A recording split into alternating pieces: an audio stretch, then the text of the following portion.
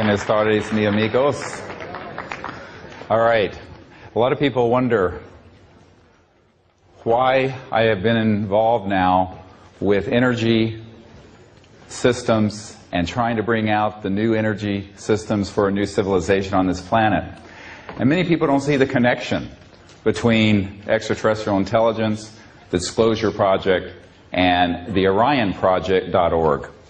And I want to just take a moment to make those connections.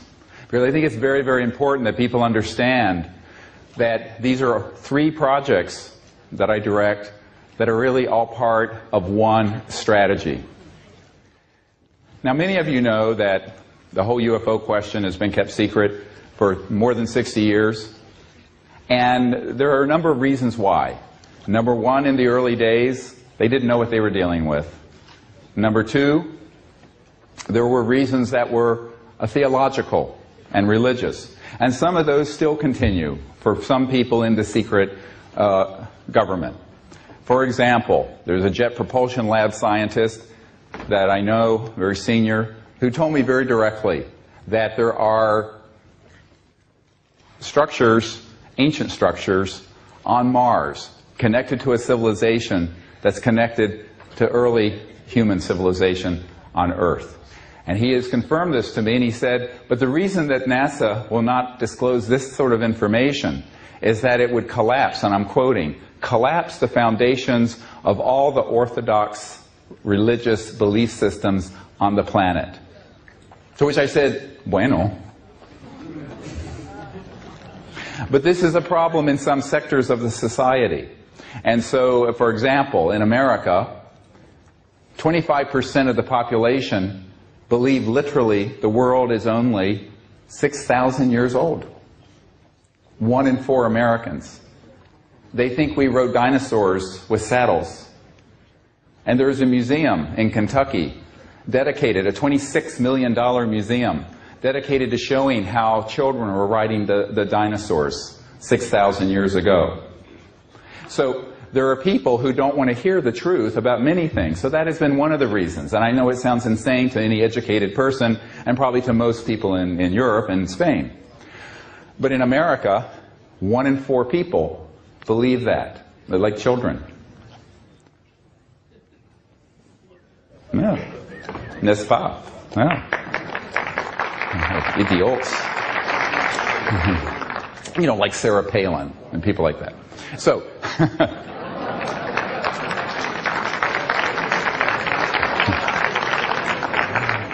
however, there is another reason.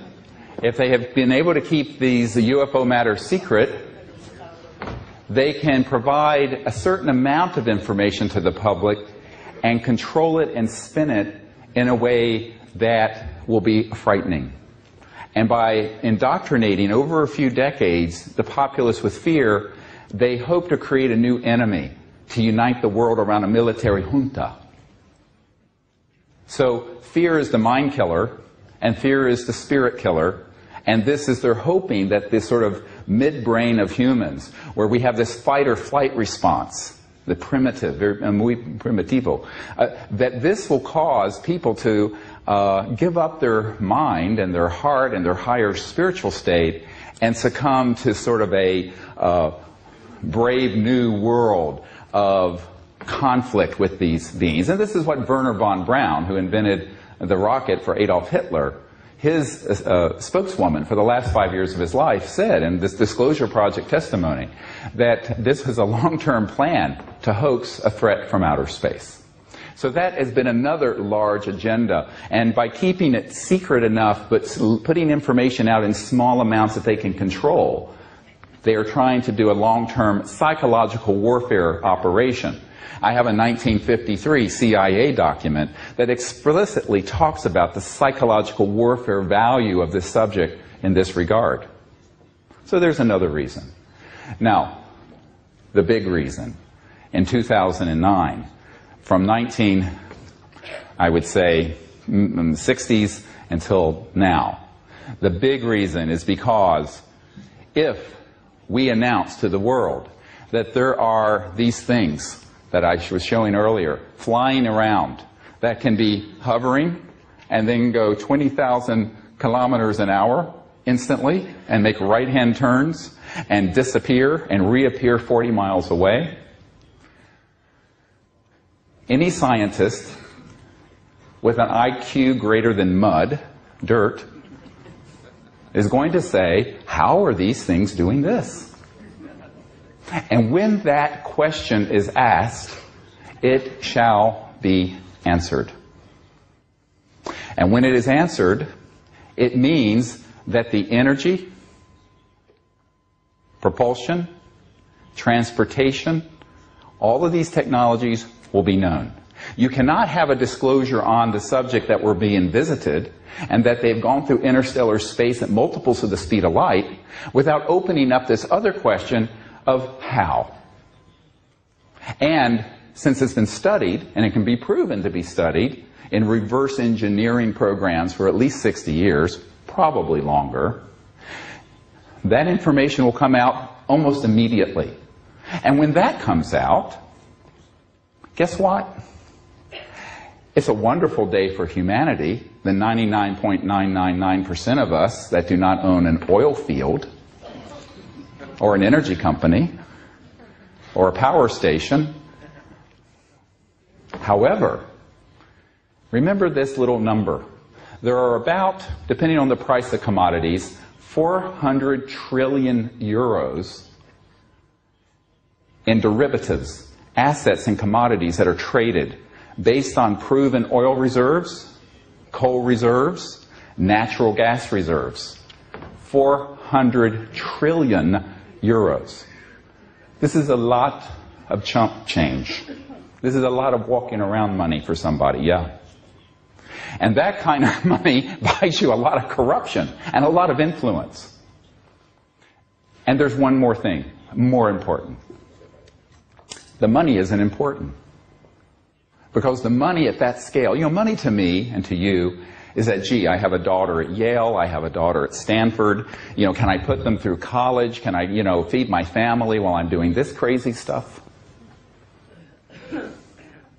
Not been easy. But here's the question.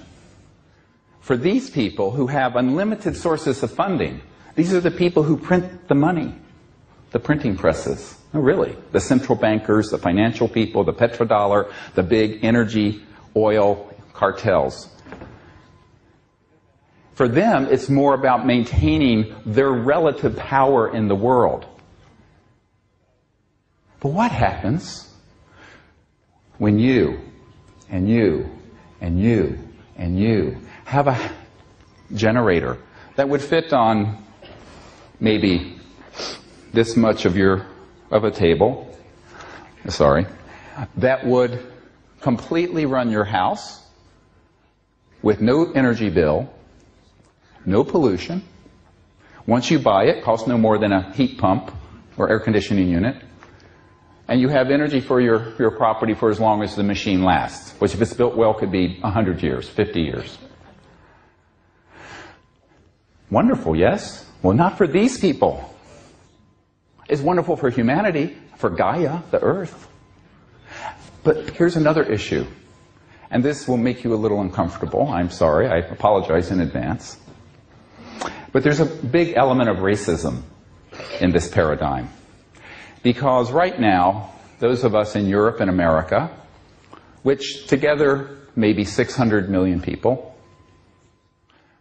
in a planet with 7 billion, consume most of the planet's resources, and we have these wonderful air-conditioned halls and cars using petrol.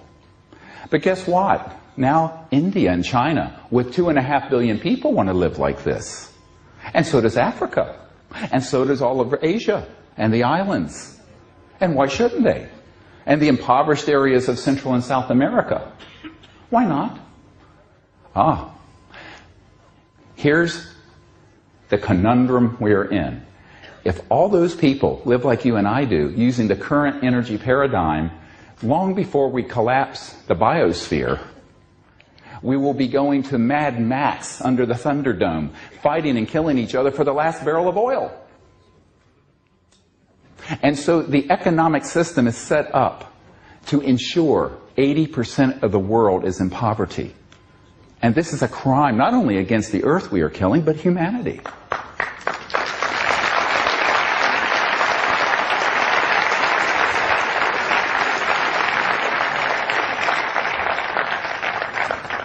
So it is an act of compassion to say we must bring out these sciences and technologies along with the disclosure that we're not alone, and along with what CSETI is doing, CSETI.org, which is making diplomatic contact with these visitors to establish a foundation for universal peace, not just world peace. So these three projects are all going together. Now I'm going to focus right now for a little while on this energy question. What happens when every village in India and Africa can have such a device as I describe? I've seen them operate. There's no question they do exist. We would like to bring one out. If we could do so, we're trying. Anybody who has one, let me know. Who's got the cojones, to do it. We'll go the distance if you will. Sorry. I'm very blunt. I'm emergency doctor, Americanos. Now, here's another point, is that if all these villages in Africa and India have this energy system, guess what? Where does geopolitical power come from? Not the number of people in your country. If that were true, China and India would be the most powerful countries in the world, not America and Europe. Geopolitical power comes from your economic and technological prowess. When we democratize these technologies and allow them to be available throughout the world, we will have to put a seat at the geopolitical table for the people of Africa, the people of India, the people of China, the people of Southeast Asia, the people of Central America, the people all around the world. And there are people who don't want to share that power. They like having it for themselves. If this is really what the question is a very fundamental issue. Because if you allow these technologies to be known, within one generation, 20 years, the environment will be transformed. We will have a new macroeconomic system. The work week for the average person will fall to about 15 to 20 hours a week. Seriously. Manufacturing would become very inexpensive. And the world, this would be the tide that would lift all ships. But the centralized power system we have, based on super tankers bringing oil and central power plants burning coal or nuclear power or what have you, that system is centralized, but so is the metaphorical or the symbolic power of the geopolitical system. And all of that would change, tilt. It is the biggest change in the history of the human race. And if you added up everything from the mid-1800s with the dawn of the Industrial Revolution to today, Microsoft, computers, lasers, the internal combustion engines, rockets, jets, this disclosure and the bringing forward of these new energy technologies will eclipse all of them added together. It is breathtaking. And when I have sat with people who are very powerful, they say, oh yes. I'll tell you what an admiral said, who is in charge of CONUS, Continental United States, C-O-N-U-S. And he said, yes, you're absolutely right. This should come out. It should have never been kept secret. However, my job really has been maintaining the status quo of the world's oil supply and energy supply. It really is. And I don't want to deal with a change this big. I just want to retire and go fishing at my ranch in Wyoming. Now, these people put their pants on one leg at a time. And many of them don't want to take on such a huge issue. And when they have suggested it, then they're threatened. Let me tell you what happened to a former CIA director who really believed we were long past due for the truth. The truth. This is the subtitle of the conference here. Wonderful individual late in life, he kind of came around You know, I believe all people, no matter, I know you cannot demonize people on this planet or anywhere else. Everyone is educable. Maybe I'm an optimist. But I believe that basically all of us have the spark of goodness within us, and we can do the right thing. And so, through a lot of work, our group had been able to reach a lot of officials within this majestic entity. And one of them was a former CIA director named Bill Colby. And Bill Colby was getting up there in years. He was old. And he was a member of this group. He had concluded it was time to help us. So he agreed, through a colonel who was his best friend, communicated to my team and said, look, we want to meet with you, and we want to hand off one of these devices, fully operational, and about $50 million US in seed funding so you can get it stabilized and secure and out initially to the public. I said, good. The week that he was going to meet with us, they found Mr. Colby floating down the Potomac River, and he had been murdered. Yes, absolutely. His wife admitted as much to CNN. Now, nobody knew why this sudden taking out of a former CIA director, and it was never investigated as a murder. It was an accidental drowning. But it was a shot across the bow to others who would like to bring and defect from this group. And it scared a lot of them, including then President Clinton. I mean, he wasn't very brave, but he wasn't stupid either. I would prefer to be with someone who is intelligent and has courage, however. So after this happened, and we began to analyze what the dynamic of this was, it became very clear that we were going to have to do some more groundwork for this bringing out of not only the information, but the actual technologies that can give us a new civilization, a new Earth, a new planetary society here. And in the course of this analysis, we said first we've made the contact, and this is now ongoing, as you've heard yesterday. It is amazing, and it's going up exponentially in the last 6 months. We have to do disclosure. That's been done. People say, when is disclosure going to happen? I said 80% of the public already know this is real. It's just a matter of now the official government's putting their stamp on it. And believe me, the official governments always lag behind us, the people. They're the lagging indicator, not the leading indicator. We in this room are the leaders of this. All of you.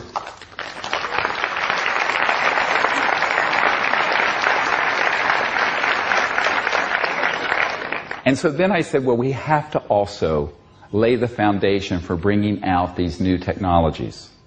Now, many people believe, mistakenly, and I was having someone help translate the introductory remarks. Thank you very much for your kind words. But I want to be clear on something. A lot of people think that these technologies have all come from the studying of UFOs that have been shot down or something. This is not true. There has been reverse engineering and study of these sort of technologies, and I know men and women who have worked in those programs.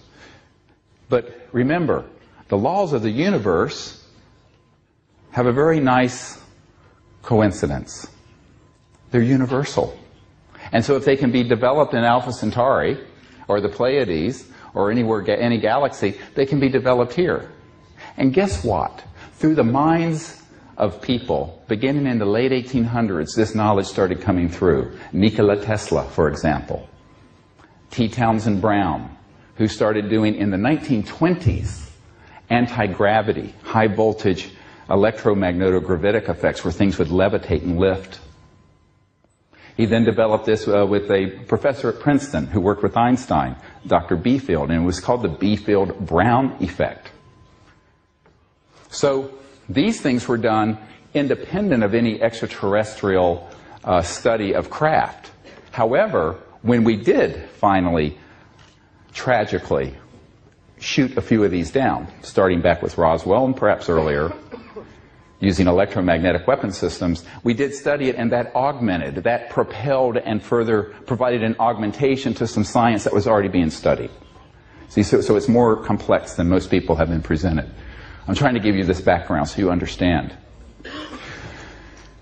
Now, eventually, by 1954, and I can give you the month, October 1954, it was decided that all of these technologies, which had begun to be reported openly in the aerospace journals, you can go back to the late 40s and early 50s and read about them, absolutely. They're there. You can find them. But by October 1954, this secret government, this cabal that had hijacked this whole issue out from underneath the president, out from underneath other world governments, and became an entity unto itself, decided, we're slamming the lid on this, and this is not going to be printed, talked about, discussed anywhere, top secret, black, deep black. That was October 1954. So I was not yet a twinkle in my father's eye when all of this went black. But I tell people that the tragedy here is that since before I was born, and now I'm a grandfather, we have not needed oil, gas, coal, or jet engines, rockets, or surface roads between cities. Think how many billions of dollars, hundreds of billions of dollars are spent on roadways and how much destruction to the environment. We haven't needed those since Eisenhower launched the Eisenhower interstate system in America that's now crisscrossed with these superhighways spanning the whole continent. Now imagine what a civilization from another star system might think, seeing such galactic stupidity. Oy. Ultimately, that is the problem we're trying to correct. It is 50, 60 years of unbelievable corruption and misguided policy that has become entrenched. But doing so now is much more difficult than it would have been in 1902. And if you go to the orionproject.org, it's all one word, the Orion Project, O-R-I-O-N, Orion, like the constellation, project.org, you will see a photograph of Nikola Tesla with a guy, a self-taught engineer named Stubblefield, standing with the Capitol dome of the United States Capitol behind them after they had shown members of Congress this generator that was like an earth battery, some stakes in the ground, and they would get it running, and it would run itself from this energy field, and the man was running his farm on it. 1902. So let me go back. We haven't needed oil and gas, nuclear power didn't exist then, since 1902. Now, you talk about a crime against humanity and the earth, this is the big one, a huge one. And it's all about corruption of power. And it's time for the people, all of us, to stand up and say, okay, enough of this stupidity. We're better and wiser than this. Let's unite together and bring out these new sciences.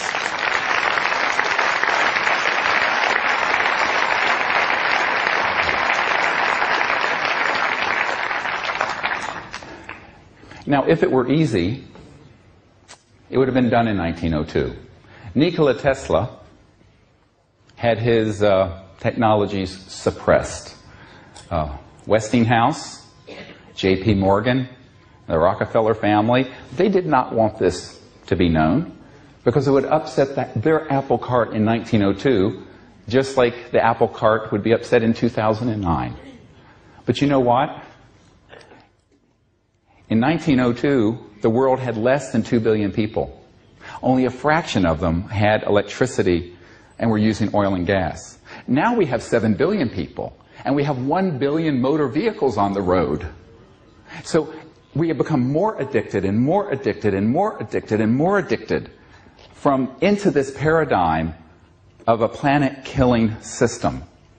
And that is what we must go past and beyond and leave that behind. Whatever people will say, oh, it would be too disruptive to the economy. What will happen to the petrodollar? How about unemployment in the energy sector? Well, there'll be new jobs. It's like saying we shouldn't bring out a car because people making horse carriages for horses would be out of business. This is ridiculous. That excuse has been used. It's a false paradigm so that people will stay in line with the power elite that have the power they have. And so we have to say to our leaders and to each other, let's find a way to come together. Those who are engineers and scientists, those of us who are leaders in the new energy movement, the public who are concerned about the environment and energy, and those who have the resources financially to do this. Not any one person, certainly not me, can do all this. Let me tell you a little secret about myself.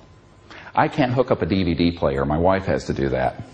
I'm such a stupid... Unless it's a defibrillator for the heart or a respirator for the lungs, forget about it. I'm an idiot with machines. So don't ask me to build one of these things. I can't hook up my DVD player. My wife does that for me. And I'm really terrible with such things. So we need to combine forces. We need to combine this effort. And when we do, then we're going to need to have the strategic leadership to make the run. It's a huge run for the goal. We have this goal, and that's to get it out to the people quickly. Because anytime one of these technologies surfaces, and there have been many, such as the Stan Meyer car that was running on water, and then he died suddenly, and his work had a national security order slapped on it before he died. And now it's sitting in a warehouse somewhere with a family who really doesn't know what to do with it, and it's a very complicated situation. We've been trying to get them to help let us bring this back out, but it's very difficult. And, that may not happen. But the same technology can be done by this gentleman, perhaps, or this gentleman, or this woman. Why not? I don't have that skill set, but someone here might. And here's what will happen if they do, and they can have a discussion with me. And we can do this privately. I'll sign a confidentiality agreement if it's a commercial issue. Is that we will put our entire strategic team behind it, and within weeks to months, it will be seen by billions of people. We will do the largest press conference in history, and we have the people who will get there. And absolutely, if we can test and vet this system so that the scientific certainty is there, it will be disclosed rapidly, long before it's available for sale. Why? Because if you sit on something like this, one of three things are going to happen. Someone's going to come along and offer the group that has it more money than God has to buy them out. This I know because I know people who sold out. Number two, they will be ordered, if they don't sell out, to keep it quiet under threats of all kinds. In the United States, there are over 4,000 patents. Because we had someone in the patent office who was there, a witness to this. 4,000 patents on these kinds of technologies that have been falling under the National Secrecy Act. And there's a Title 35, Section 180 and 185 of the title law, patent law in the United States that allows for a national security seizure. And this has been abused by the power elite to keep these things secret once someone tries to get a patent. So that's a whole problem. And then there are the people who have just been flat out killed. Now, I've had plenty of threats directed at me. It doesn't matter. No one's going to stand me down. And as I said yesterday,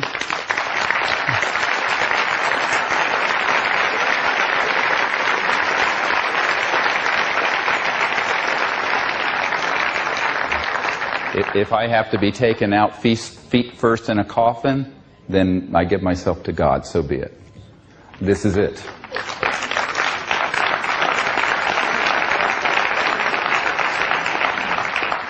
And unless you're willing to make that level of commitment, get off the stage, because I can tell you what's coming at you.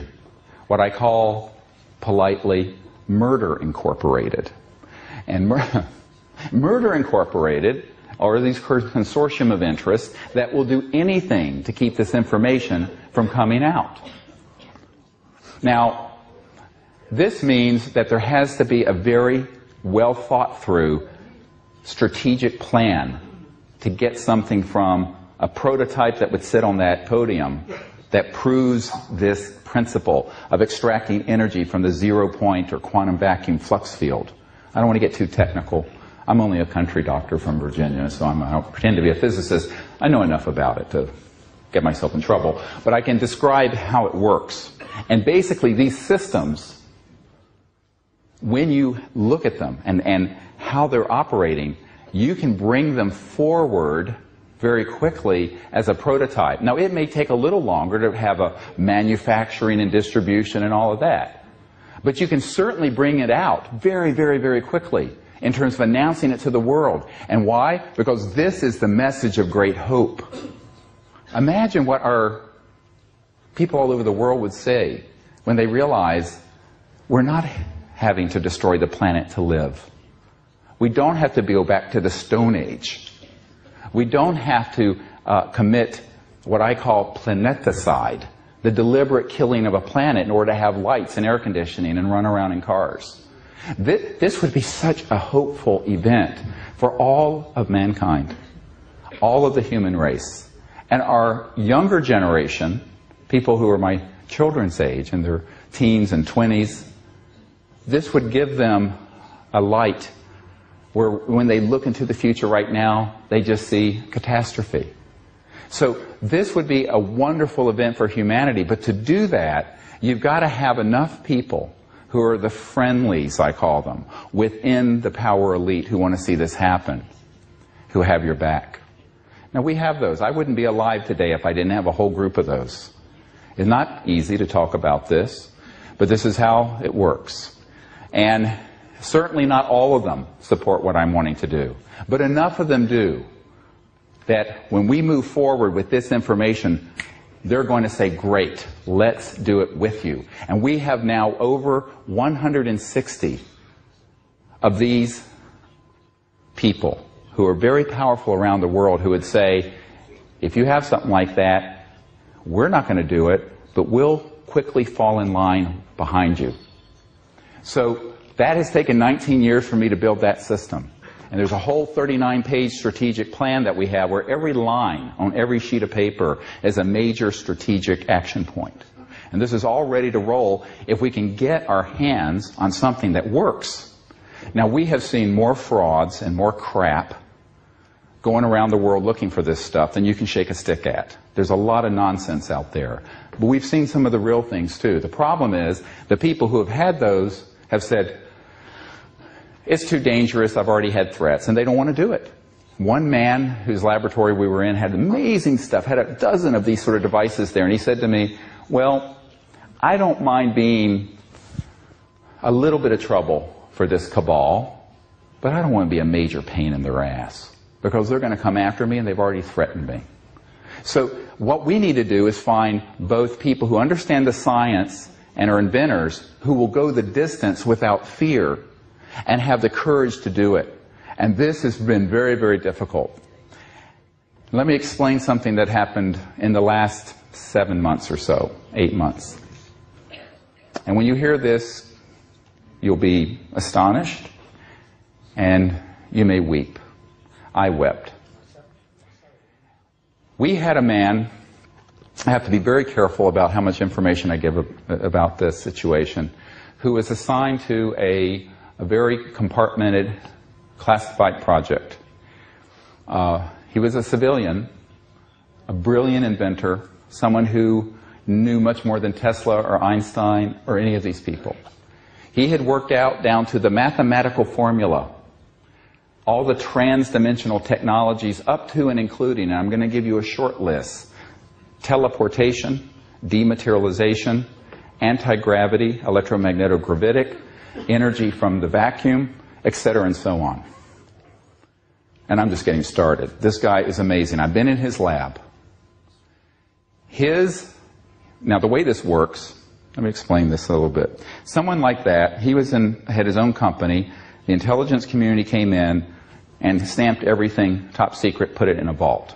He then got pulled in as a contractor to do special projects for these compartmented operations. Over the last 5 years, we had convinced them to set him free and to work with us on these technologies. And there were 5 what they call shepherds. This is the word that's used in the intelligence community, who were his shepherds, who were in charge of this kind of classification or policy.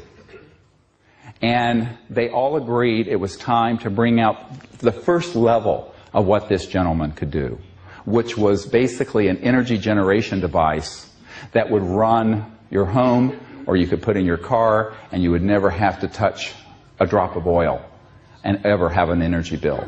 Because he had this. I mean, we saw these things.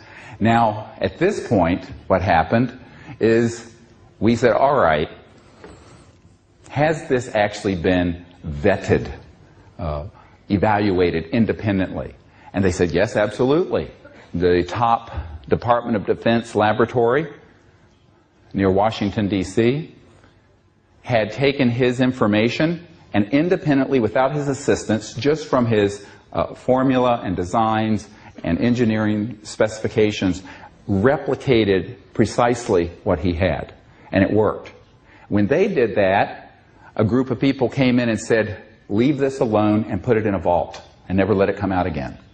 I know the chief scientist of this lab, who is a very good friend of mine.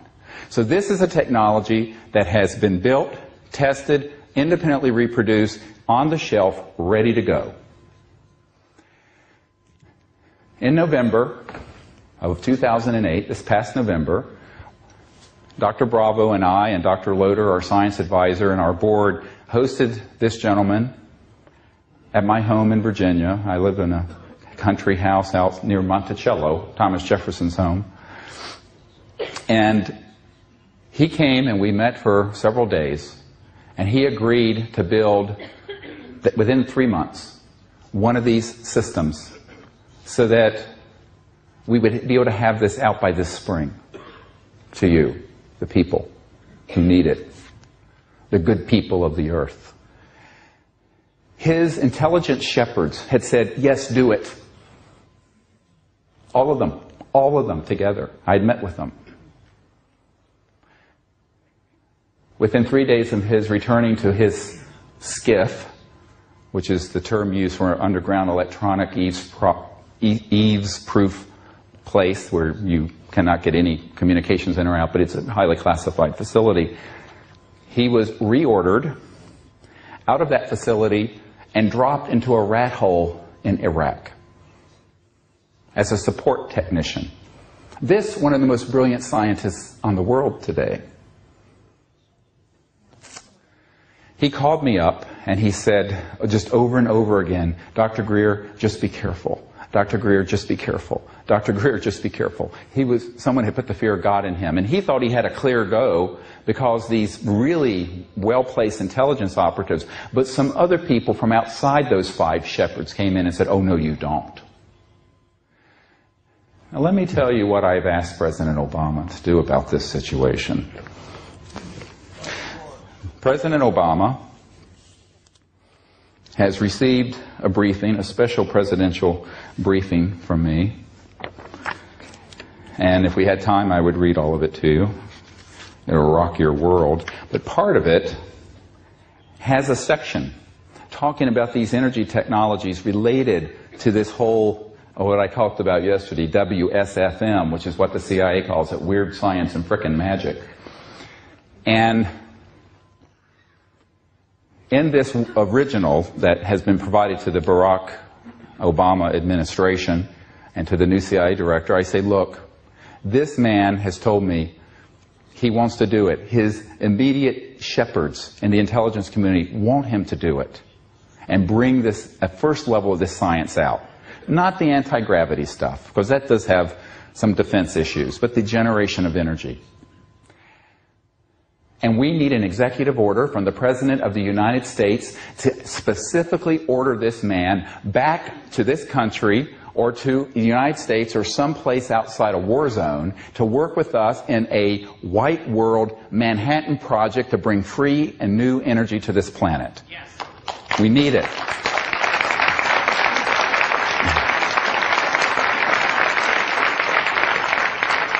And here is what I would like each of you to do. Rather than us all being passive and saying, oh my God, what can I do? There are all these characters out there. We need your help. Go to the orionproject.org and let President Obama know that you have learned of this and that there is a man that Dr. Greer knows very well. I have his home address, his phone number, his curriculum vitae and resume, and know everything about him. And that this would be the new energy economy Barack Obama promised us.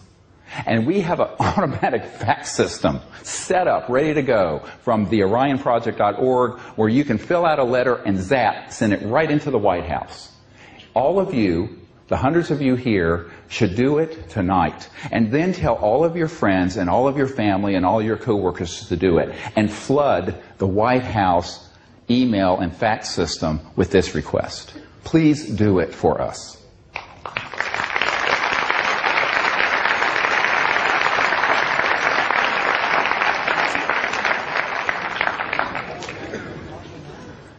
So we live in a very exciting time. This whole adventure has been quite a roller coaster for me and my wife and family, and for everyone with whom I work. Enormous work has gone into getting to us where we are today, where we have achieved disclosure, we have made contact, and now we want to bring these energy technologies to the world. And that can be done with your help. I know we have the capacity to do it. And there's one of the most renowned physicists in the world who works in this area has said that the only group that really has a chance at making a run at this is the group that Dr. Greer has put together, both strategically and in terms of leadership. I know we can do it. But we can't do it alone. Because guess who our first level of protection is? Yes, I have security. And yes, we have people in the secret government watching our back. And yes, we have extraterrestrial guardianships watching us. And beyond. Angelic. But you know the most important is you. Each one of you. The reason we went public with as much information as we could, and I'm really pushing the limit with what I'm saying today, and what I've said at this conference, is that you being informed, and you telling others, and millions of people around the world who follow what we're doing and know what we're doing, well, you know what that does? That puts a 1 billion watt spotlight on our project. And what happens when that occurs? These murderers don't like to do things when there's a big spotlight. They're like cockroaches that only come out when the lights are off. La cucaracha.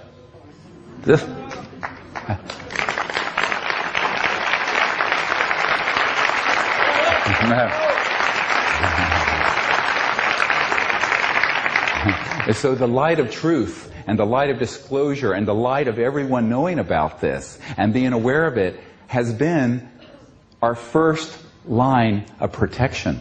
And for that I thank you, and I thank Pepon, and I thank the organizers of this conference. You see, this is a symbiotic. Now, much of what I have to do, obviously, has been behind the scenes, and I've been criticized for that. People say, how can you meet with these devils? I said, because they can be transformed also.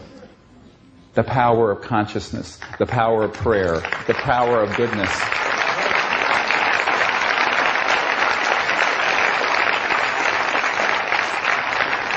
Can you imagine that today, 70% of this cabal would like to see this done? Now, the 30% that are the most violent and ruthless have intimidated them, just like when they killed CIA Director Colby, who was trying to help us. But here's the point. I'm expendable. Now, what do I mean by that? You know, after I briefed the CIA Director for President Clinton, his best friend came to the house and said, to my house and said, I mentioned this yesterday, he said, well, the president won't do this, he'll end up like John F. Kennedy. And I said, c'est dommage. It's too bad. He's the president. I'm not. I'm just a doctor here. At the time, I was living in North Carolina running a busy emergency department. And he says, oh, no, Bill Clinton won't do it. He said, but you can.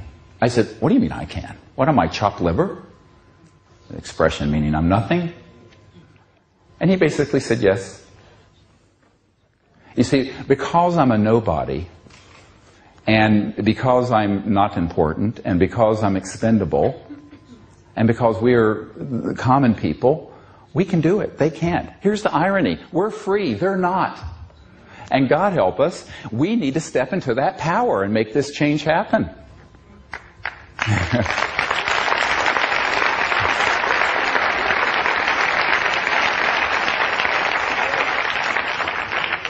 Now, I will tell you that there are some areas that are valid national security concerns with these kinds of technologies. The electromagnetogravitic systems that would allow you to go from here to, well, let's say Afghanistan and back in 3 or 4 minutes. This could have a defense application, obviously. However, there are other configurations of the technologies that would allow us to just bring out the energy generation component initially. And I see this as a multi-phased process, although we're running out of time to phase it in. It should have started to be phased in 1902. If the world had evolved to where it could have been, by 1955, we would have not had surface roads. It would have been like the Jetsons, where we're floating along. Absolutely. They were fully operational by then. I have photographs from the late 50s and early 60s of what are called alien reproduction vehicles. Although it's a bit of a misnomer, because they weren't all from studying the ET craft. Some of this was coming along before we began to study the ET craft. And these vehicles were fully operational by then. The irony is that, as Bob Dean pointed out, there are 2 space programs. The space program we know about and the space program that's secret. Absolutely. Now, my uncle worked in the space program we know about, because he worked on the lunar module. But you hear things, you learn things when you're at that level of aerospace engineering at Northrop Grumman. But I think that the critical point here is that a lot of people say, let's let everything out all at once. And I tell you, I can only do so much. I'm not as young as I used to be. And the other point is, I think we need to walk straight, perhaps before we levitate. I would be happy just to be able to run this building without fossil fuels, wouldn't you? Let's do that as a starting point. That we can do this year and next if we get moving. Absolutely, it can be done. And so what I am asking you to do is help us identify, number 1, the people in society and in your own circle who are supportive of new energy research.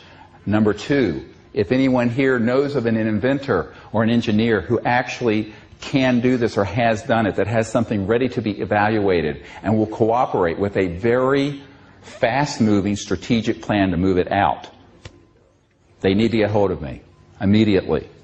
And number 3, if anyone here knows of some people who can provide the startup funding that's clean, not corrupt money, clean money. I've turned away tens of millions of dollars because I knew it was dirty.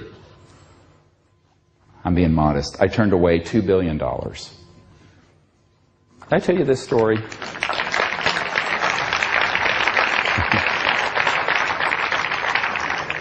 I can tell you money means nothing to me. Back when I first got involved with this, the head of Army Intelligence approached me. And he wanted me to fold my operation into his. And he offered me a $2 billion fund for my personal use if I would do so. And I said, no thank you, I'd rather be independent. And he was not happy.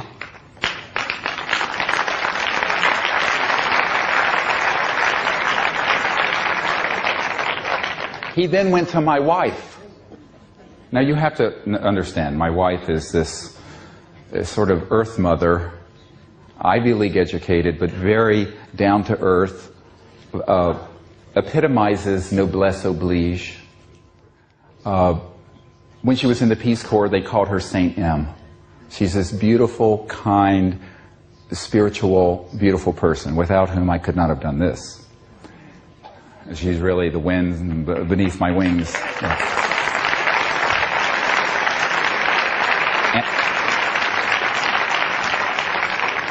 And in 4 weeks, we celebrate our 30th anniversary.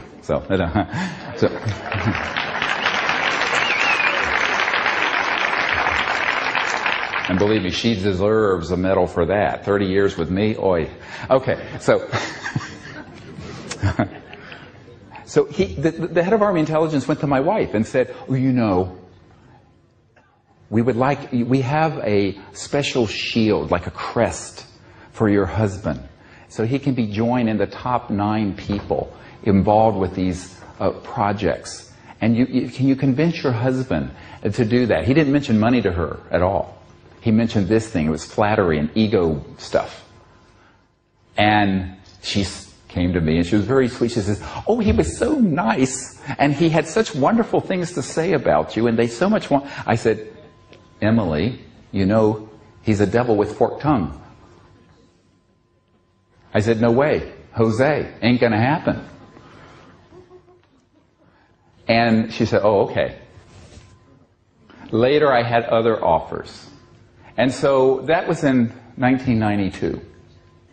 So for 17 years I have been offered up to multiple billions of dollars. I have had my life threatened and my best friend murdered. And I have been reviled and ridiculed and everything done to me. Up until just before coming here, horrible death threats and people staking out my house. And you know what? I am only redoubling my effort. Screw these people.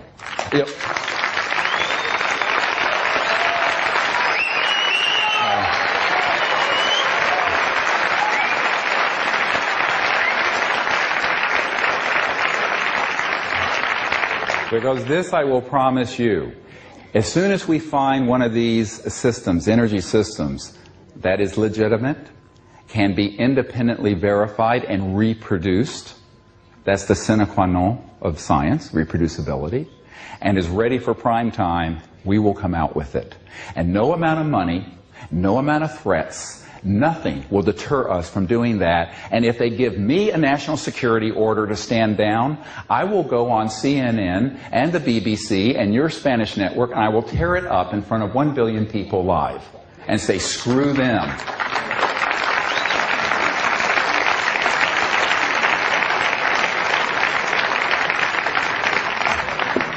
Because here's a little simple legal fact. And those of you who, I'm getting riled up here, sorry. This is how I am, very passionate.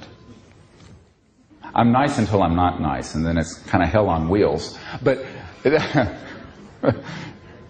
these people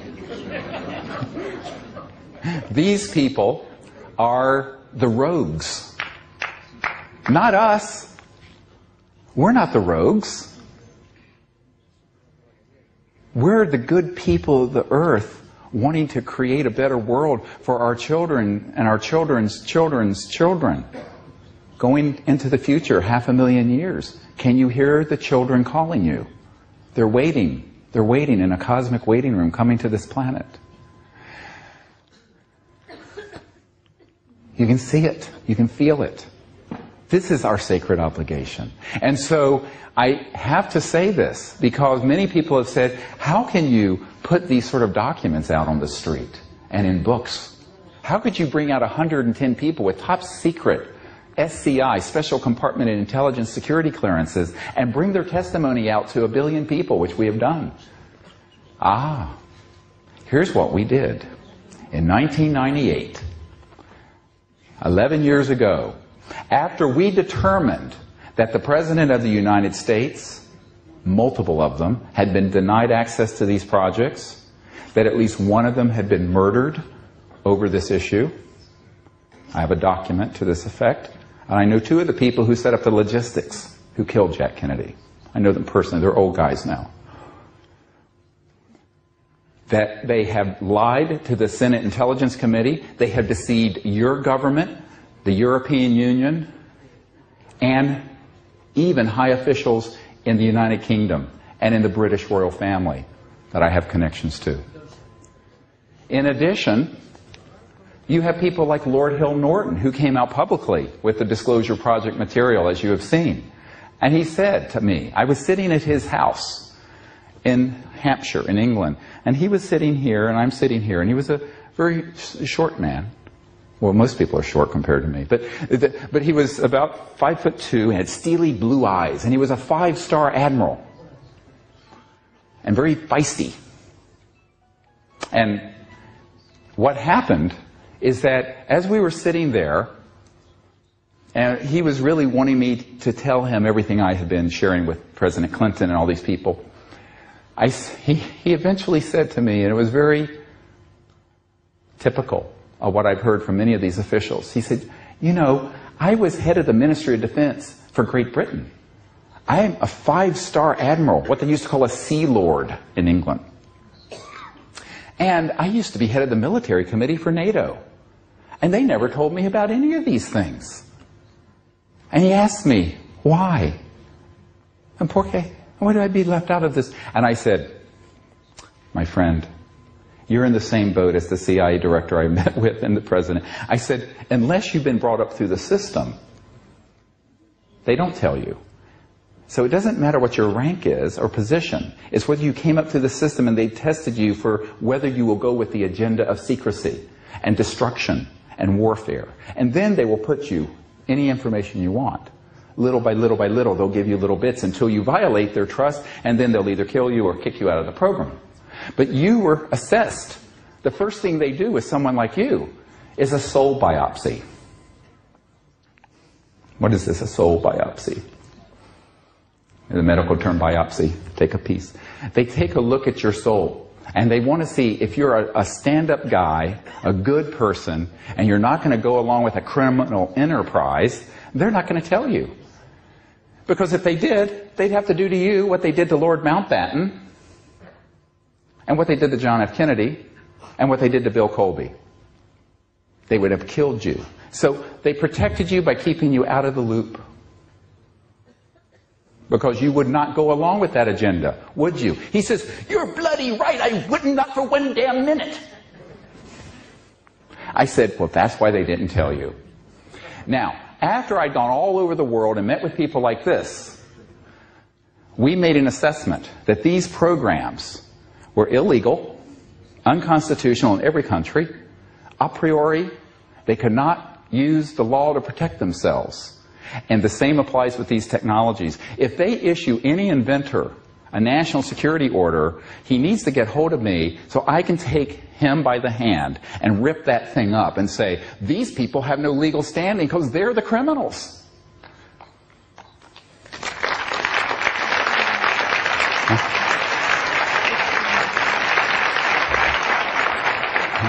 Now, this is basic constitutional law and basic law. You can't break the law and have a criminal enterprise and then say, oh, I'm going to use the law to protect myself and to hide things. They cannot have it both ways.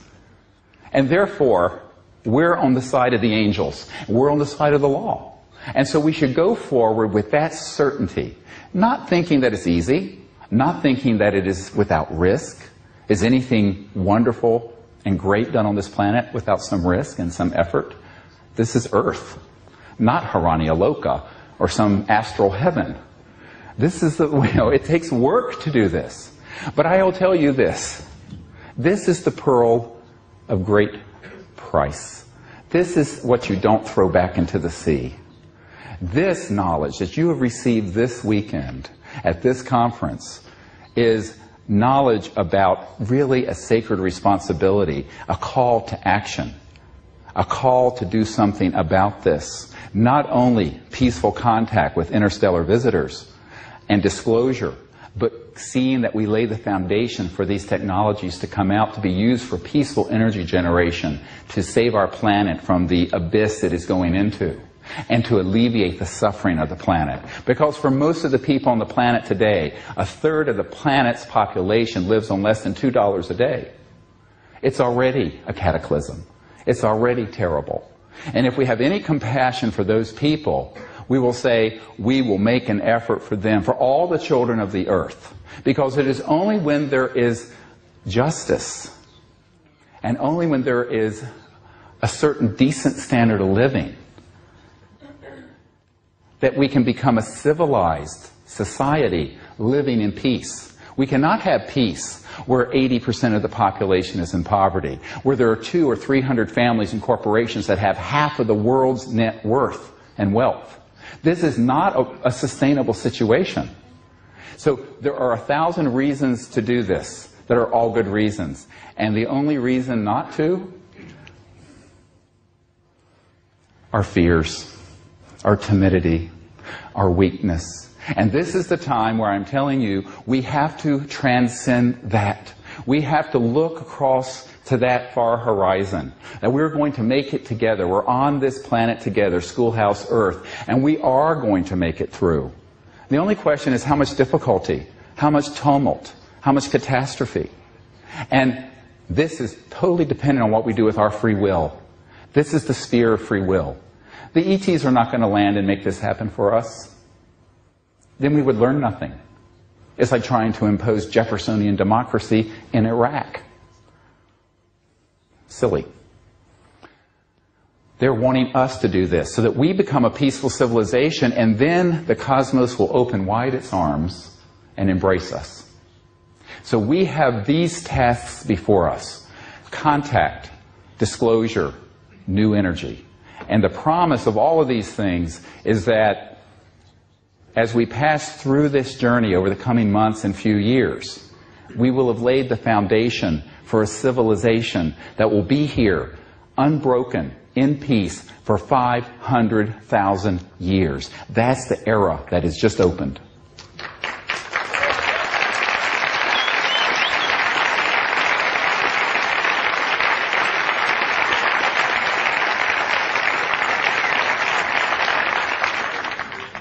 And that's the vision we should share from heart to heart with our loved ones and our co-workers and the President of Spain and your parliament.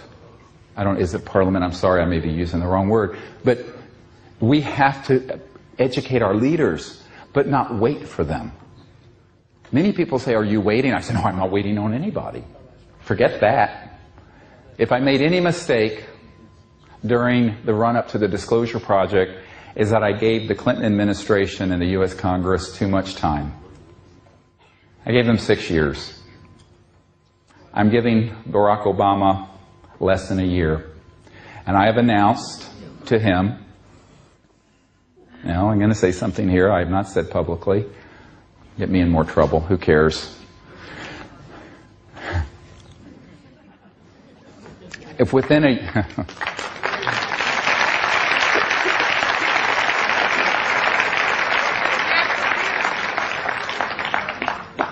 If within a year of his taking office, they have not taken definitive action on these issues, we are going to form together the Council on Interplanetary Relations, and we're going to formalize contact and bypass these useless governments in the world.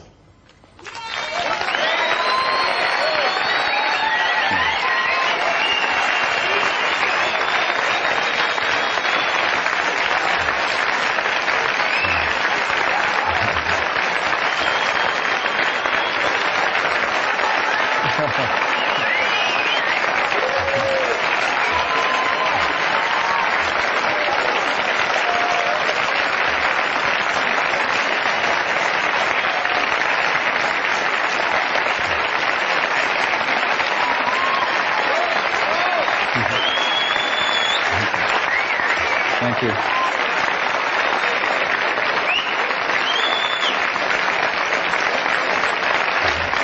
Number 2, and we're just getting started. We're going to make open contact, and we have at least one G8 country that has written me a document. How I wish I could read it to you. It is the most important document in the history of the UFO subject. And the irony is, I am not at liberty to disclose it, and I'm head of the damn Disclosure Project. This is a gentleman's agreement, because it's a delicate negotiation.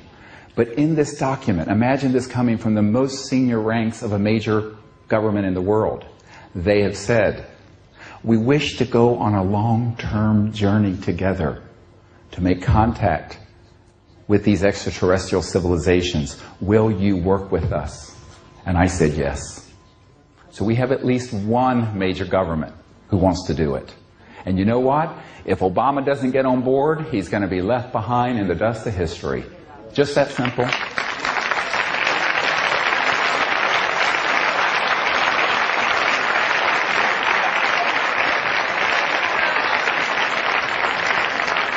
And number 3, we are going to persist in identifying these new energy technologies. And I have been told here in Spain, there may be 1 or 2 of these waiting to come forward. I hope what I've heard this week is true. I've had some wonderful meetings. And if it is, we will be the carrier vehicle to launch it to the world. And there is no force on the planet that will stop us. But we will need your help. And will you help us? Will you join with us when we call? Tell everyone we have this. Don't let it fall apart. Don't let it get lost.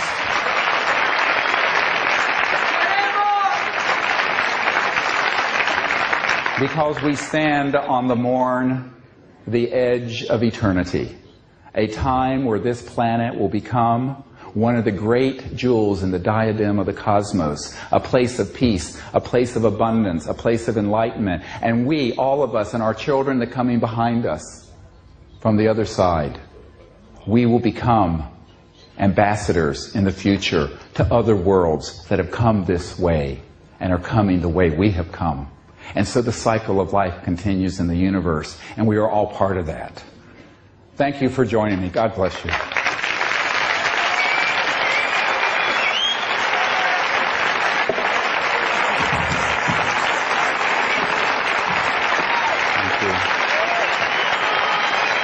Thank you. I love you.